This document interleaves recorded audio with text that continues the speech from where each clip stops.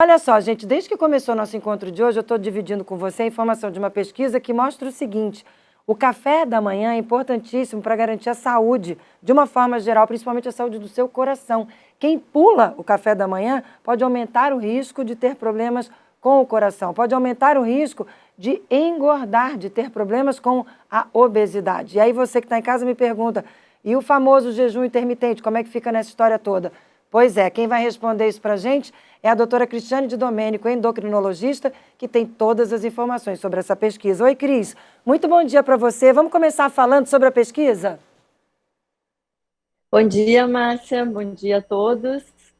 Então, essa foi uma pesquisa que saiu esse ano, no início do ano, e foi uma pesquisa que avaliou prontuários de pacientes durante 3 anos. Então, é uma pesquisa, um estudo de coorte, que saiu numa revista americana, científica, e que mostrou uma baixa da mortalidade em comparação em pacientes que tomavam café da manhã em comparação com os que não tomavam. Mas tem um detalhe importante nesse resultado, que muito mais do que tomar o café da manhã, o que se mostrou benéfico foi o alto consumo de fibras. Então, o que parece ser importante não é o fato de tomar o café da manhã, mas o que você consome no café da manhã. Então, aquela frase que a gente fala que o café da manhã tem que ser de rei, não é bem assim essa história. Ele tem que ser rico nutricionalmente, rico em fibras, rico em frutas, rico em cereais, em aveia, chia, né? Quanto mais fibras, melhor. Ô, Cris, desde que começou o nosso encontro de hoje, a gente está perguntando para o telespectador se ele pula o café da manhã. Aí já teve gente aqui que respondeu que sim, teve gente que respondeu que toma só um café preto, vai treinar, volta e come. O que é o indicado? O que é um correto café da manhã? Então, Márcia, na verdade, assim, o correto é começar o dia de forma mais saudável possível.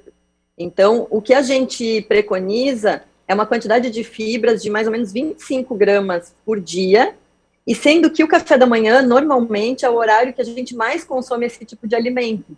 Então, a pessoa que pula esse café da manhã, ela pode ter uma deficiência do consumo, de um consumo nutritivo e de fibras ao longo do dia.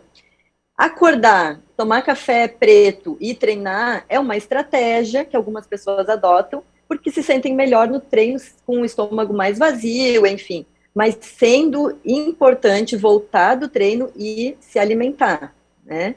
Então, simplesmente não tomar café da manhã, tomar um café preto e pular aí até o almoço, tem que ter bastante cuidado, porque pode ter alguma deficiência aí, pode até ser benéfico para alguns para diminuir peso, mas pode diminuir massa magra, que é a massa muscular, enfim, pode não ser tão interessante. Vamos voltar a falar das fibras e do café da manhã, porque a pesquisa mostrou também que pode aumentar a incidência de problemas no coração. Tem a ver diretamente com a fibra, é isso? Sim, tem vários estudos mostrando, estudos meta-análises, estudos de acompanhamento, que as fibras parecem diminuir os marcadores inflamatórios. E, na verdade, os problemas cardíacos que a gente apresenta, na sua grande maioria, eles são doenças inflamatórias do corpo. Não é aquela inflamação de um dedo doendo, inflamado. Na verdade, é a inflamação crônica do corpo como um todo, que a gente sabe que alguns alimentos, como alimentos ricos em açúcares, açúcar refinado, gorduras, eles são inflamatórios para o corpo. E as fibras diminuiriam esses fatores inflamatórios, essa inflamação do corpo, melhorando a saúde cardiovascular. Também, né? Inclusive, também tem estudos mostrando que diminui risco de progressão de diabetes, que diminui risco de obesidade e sobrepeso quando a gente consome mais fibras no café da manhã. Então, parece estar ligado a esses fatores inflamatórios diminuídos. Você falou na quantidade ideal de fibra. Aonde a pessoa encontra essa quantidade ideal? O que seria uma dica de coloque na sua alimentação todo dia isso? O que é esse isso? Que produto é esse? O que a Organização Mundial da Saúde preconiza são 25 a 30 gramas de fibras por dia. O brasileiro consome em média 10 gramas. 25 gramas seria equivalente a mais ou menos 7 maçãs ou 7 xícaras de aveia. Então, por isso, a importância do café da manhã. Na verdade, não vai acordar e comer 7 xícaras de aveia. É impossível, né? Mas isso tem que ser distribuído ao longo do dia. Então, comer frutas. As frutas não descascadas, elas têm o dobro de fibras. Então, por exemplo, uma maçã, um mamão, tem mais ou menos 2 gramas de fibra.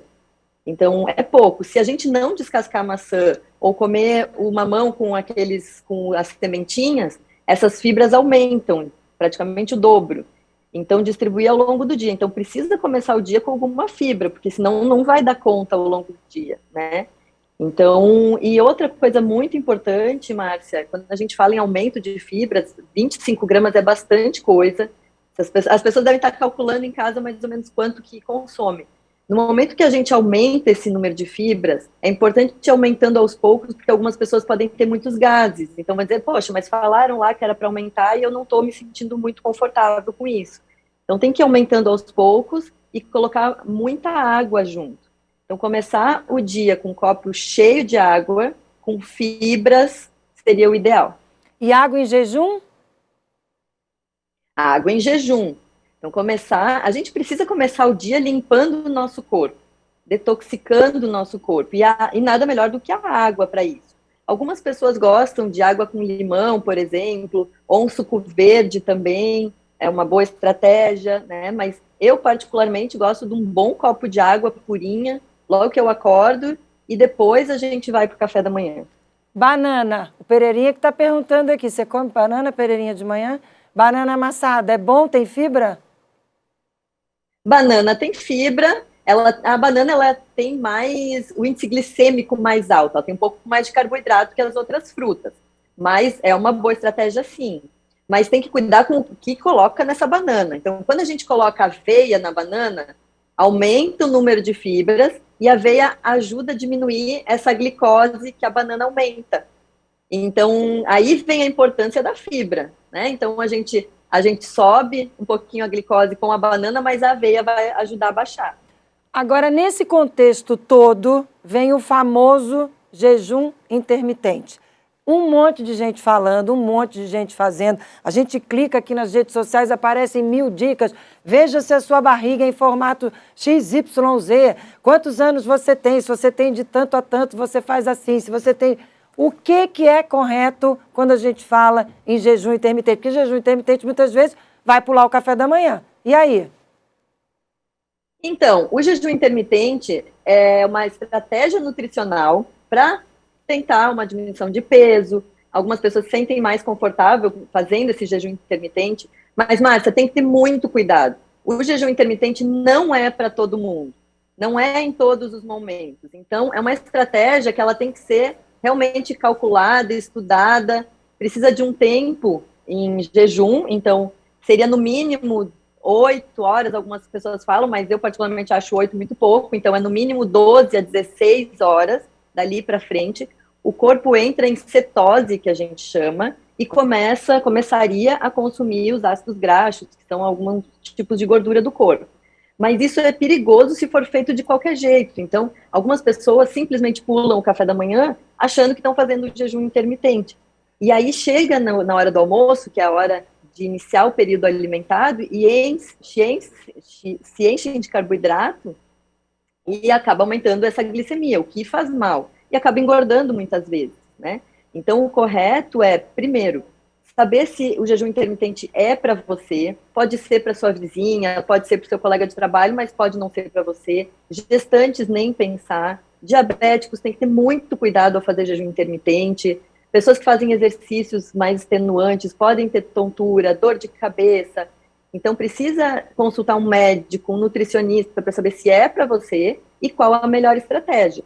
As pessoas acabam fazendo à noite porque usam o período de sono, que acaba ficando mais confortável como jejum, né? Pode ser feito ao longo do dia, mas precisa ir aumentando aos poucos e sempre com acompanhamento médico ou nutricional. Até porque quando volta do jejum, isso que você disse, tem que tomar muito cuidado com o que vai consumir, né? Senão não adiantou nada.